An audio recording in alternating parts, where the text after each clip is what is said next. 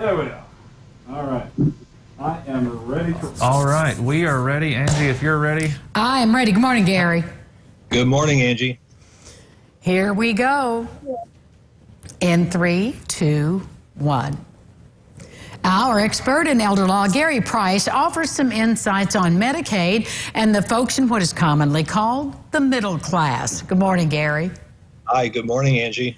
Well, this is a topic I don't think that we've really talked about extensively, so let's kind of walk us through what we're talking about. Class-wise, are there limits to being eligible for Medicaid? Really, no. No limits.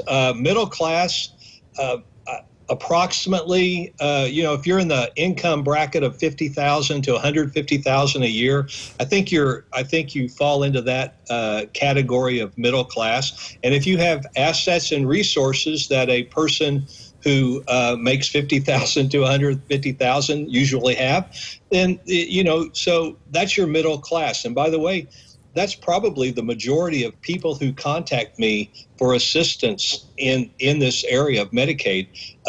They qualify for that as a middle class. So unfortunately, many of these people, especially the elderly, they still think of Medicaid as a welfare program, or a program that maybe they don't qualify for because in their mind, they make too much money or they have too many resources. And that's really what we want to try to get those people to understand, is that that's not the case. There is no, going back to your first question, there really is no limit. Well, let's talk about those resources a bit, too, because I'm sure if folks haven't asked all those questions like, am I eligible, they're not really thinking about what is considered a resource and what would be part of the conversation with you about those resources. Well, I always ask the question, we kind of do an inventory of bank accounts, of investments. Those are the resources we're talking about. Life insurance policies, of course, your vehicle, your home.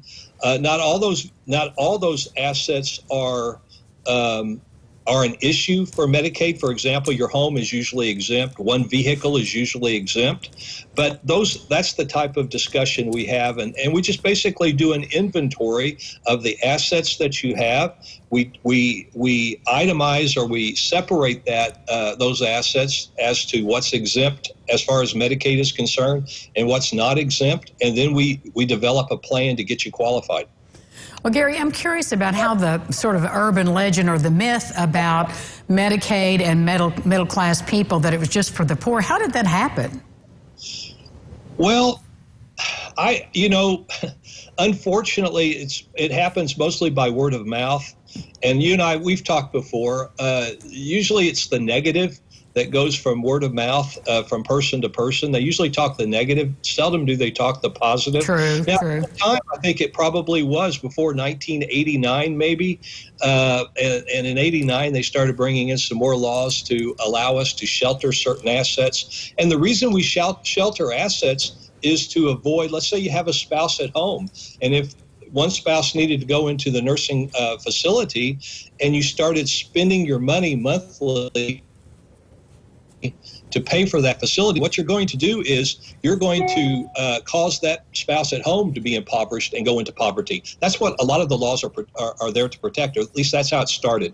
And so the laws began to change. So I think at one time that may have been a true statement, that the Medicaid program is a welfare program for the indigent. It's not the case anymore. Well, that's why we're here to explode those myths. Gary, let everybody know how they can get your book.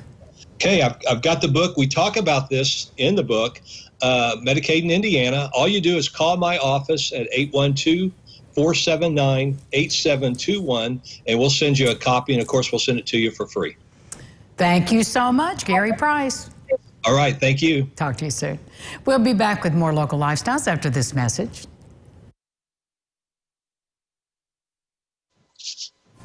Thank you, Gary. All right, thank you. Have a great day. You too. Bye-bye.